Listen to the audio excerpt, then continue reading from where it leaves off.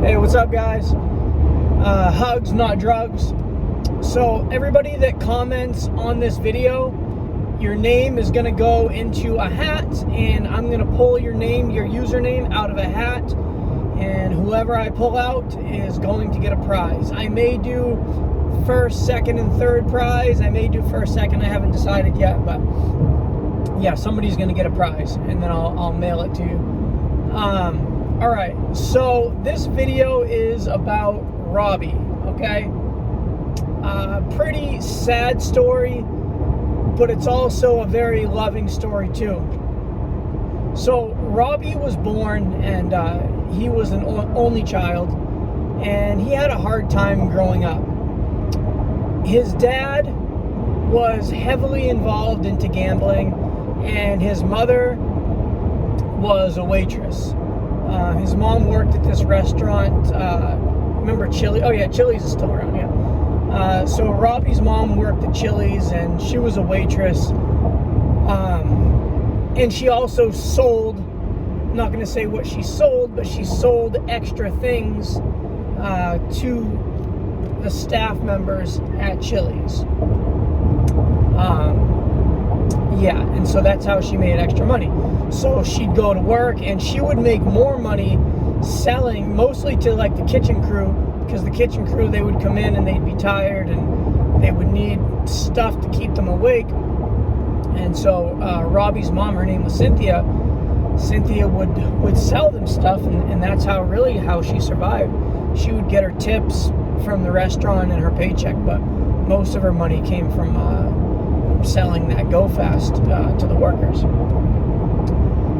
Robbie's dad, most of the time, played poker, but he was just a gambler of anything. He bet on sports, and he never won. He always lost. Well, one time Robbie's dad goes to Vegas, and he hits it for $9,000. The woman comes out and says, "Hi, sir, would you like that in cash or check?" And so he gets half cash and half check. So he gets $4,500 cash and he gets $4,500 in check. So he takes that money and he starts playing the slot machines, and I don't know how much he lost, but he lost a decent amount. Goes to some other casinos and then goes to MGM and ends up losing it all. Well, then he went to a pawn shop and ended up pawning his gold chain, and or not pawning, he traded it. He traded his gold change for a piece. All right. He got the piece, and he called Robbie and said, "Robbie, I said I want to let you know that I'm out here in Vegas, and I love you, and I don't want to do this, but I can't pull myself out of this loss. I've lost everything I have. I've spent the life savings.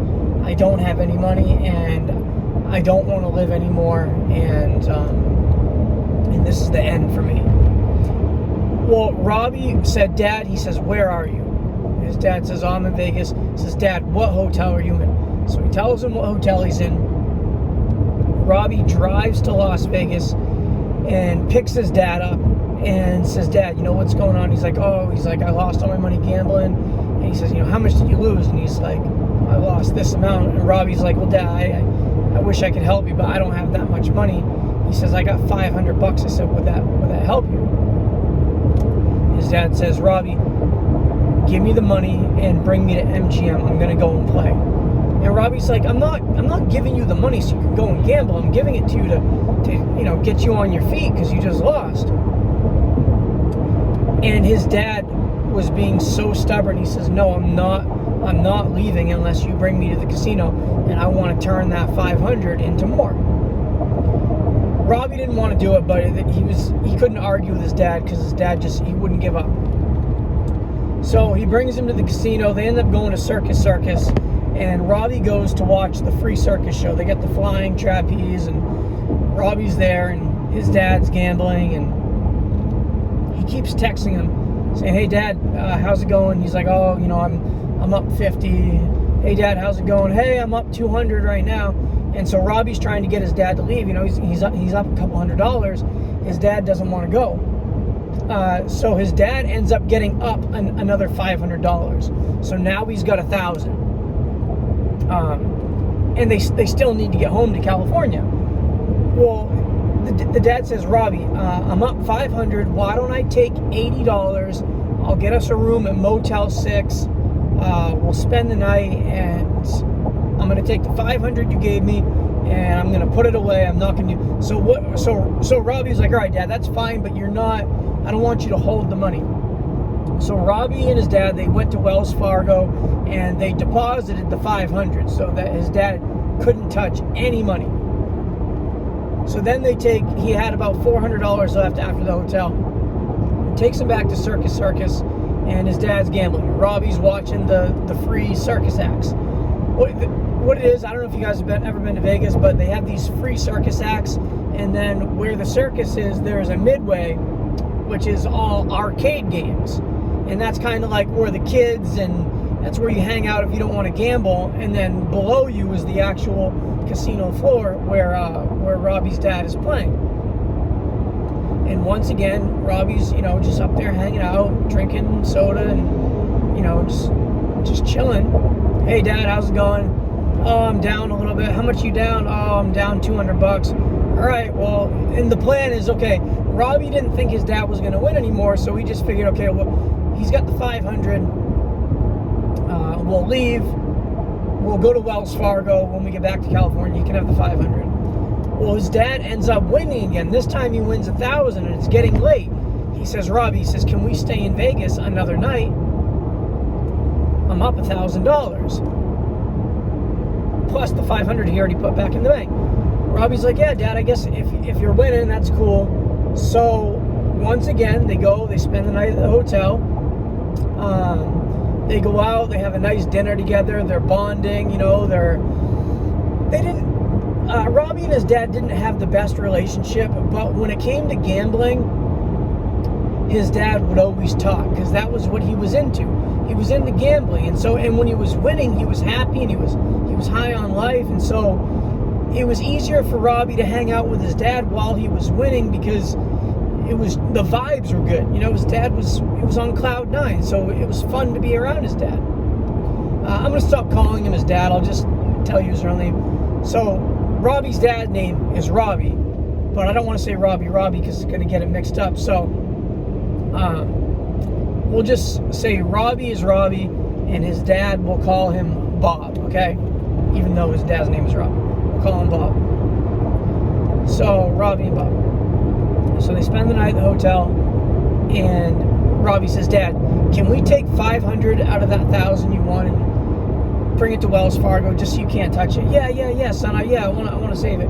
So again, they drive to Wells Fargo, puts the $500 in. Now he's got $1,000 in his account. He's got another $500, or around $500. So boom, now he's got $1,000 banked. He's doing a little bit better.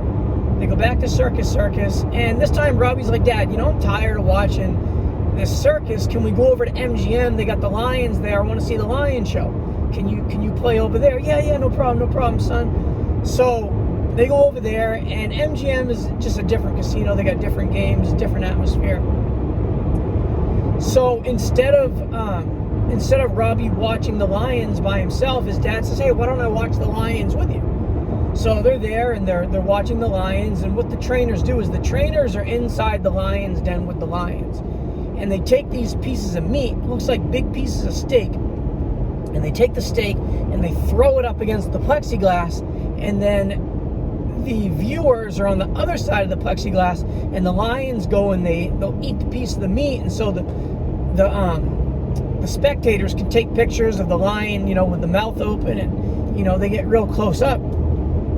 And so that's what they're doing, and the trainers are throwing meat. Well, one of the lions, because the lions are trained, like they know that the trainer's going to take the meat, throw it up against the wall, and that's how they go and eat. That they're trained. Well, there was a new lion, and the lion's name was Daisy, and Daisy was a new arrival. They had just brought her from a zoo and brought her to MGM because she got bit by another lion, so they wanted to heal the leg, and MGM was like a good place to do it because they had the cage and everything. And so, but Daisy wasn't trained like the other lions. So Daisy ends up attacking, not the trainer, but ends up attacking the food, like trying to get the, it's like a 5-gallon bucket full of meat. Daisy goes up and is, clawing at the bucket, trying to get the meat, and actually swipes one of the trainers. And then he starts, it's like a right on his chest. So the trainer starts bleeding, and Robbie and his dad are watching all this, and they're freaking out, like they want to go in and help the trainer. And Robbie says, "Dad, let's go in there and help him." And both of them are like, I don't know like why they thought it was a good idea, but like there's an area, it's locked, like you can't just go in the lion's cage, but that's where they see the employees going to help. And since there's so much commotion going on, Robbie and Bob, they go in through the door because they're not like, security isn't really watching them because the trainer just is like almost getting killed, so they're not really paying attention to what Robbie and Bob are doing. So they sneak through the back door and they go in through the lion's den.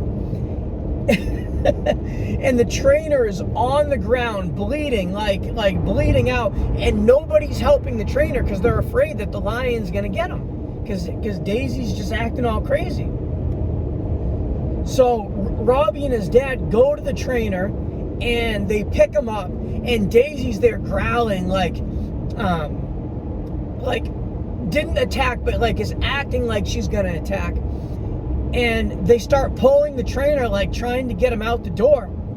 And then Daisy jumps in front of the door and blocks their way. So now you got this big giant lion like staring you down, already attacked the trainer, and and Bob and Robbie and Bob have got the trainer and they're trying to pull him out, but they can't.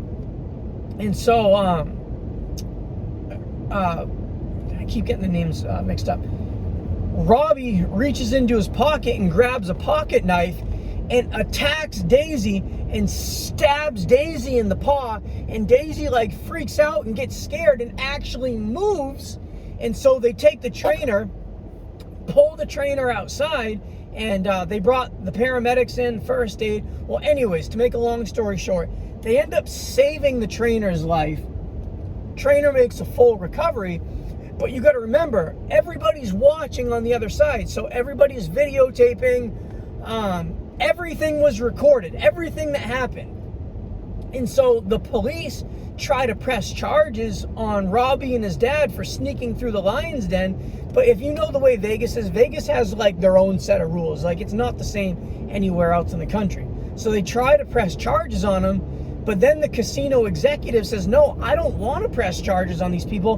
They just saved my guy from dying and possibly $1 million lawsuit," or not million, millions of dollars worth of lawsuits. So the owner of the hotel casino, I forget his name, but says, "Hey, Bobby and Bob, I want to bring you guys out for dinner."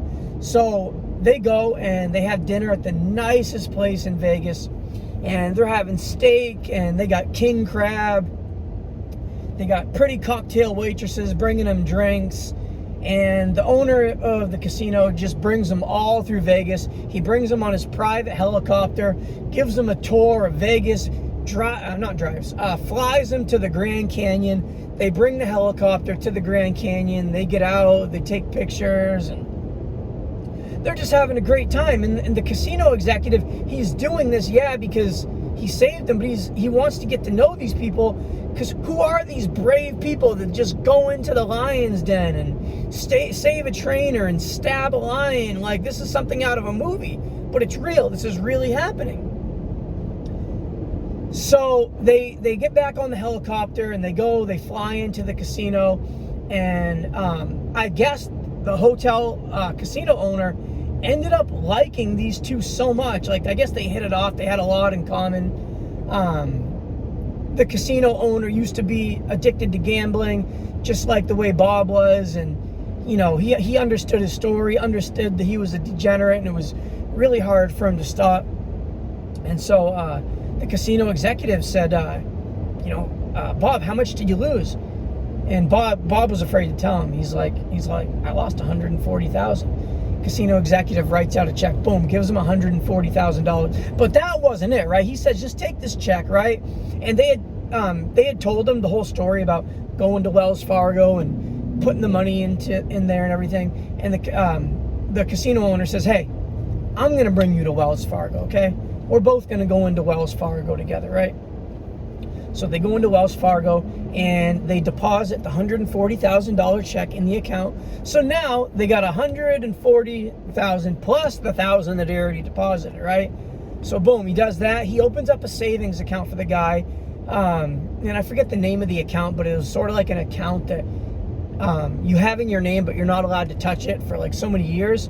Well, the guy like got him all these things and said, hey, if an emergency ever happens, you got this to fall back on. I want to help you guys. I want to, basically, he was trying to, I think the casino owner didn't have a lot of friends because he was trying to make friends with Robbie and Bob.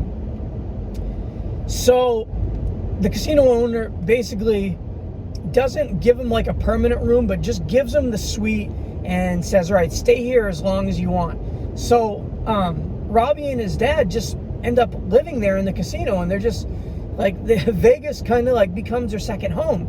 And not only that, every day they're hanging out with the casino owner, and they end up playing golf and just like becoming best friends. And yeah, and so guys, that's part one of the story. There's a lot more to this story, but this is just part one.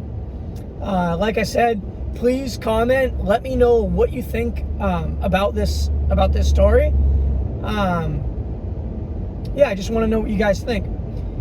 And I will be taking your username and putting it into a hat, and I won't be bringing you to Wells Fargo, but I will be giving you a prize, all right? Palabra. Hugs, not drugs.